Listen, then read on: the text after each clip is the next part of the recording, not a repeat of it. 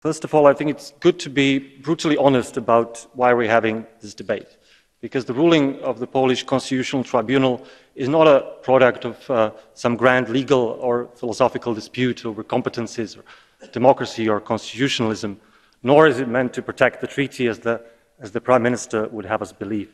The reality, unfortunately, is much simpler.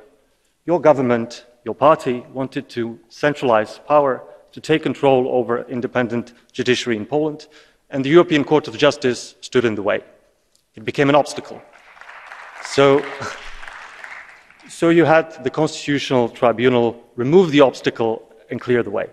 And it is as simple as that.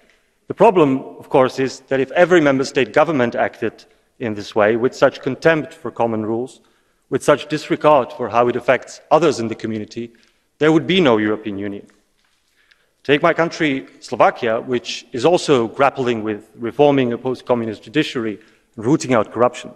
But for us to succeed, we critically rely on the integrity of rule of law in the EU. But now, one of our closest partners in Central Europe, a nation whose bravery we admire so much, a nation whose leadership in Europe we so desperately need, now that partner has decided to throw everything in doubt, to risk everything. And by everything, of course, I mean the EU's legal order, the authority of the ECJ, protection of citizens' rights, the single market, basically the integration story of the past decades.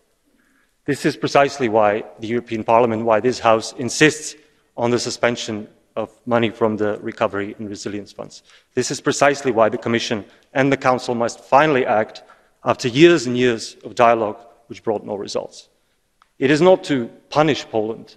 It is not to intimidate Poland. It is not to blackmail Poland. It is to protect our own values, to protect the European project.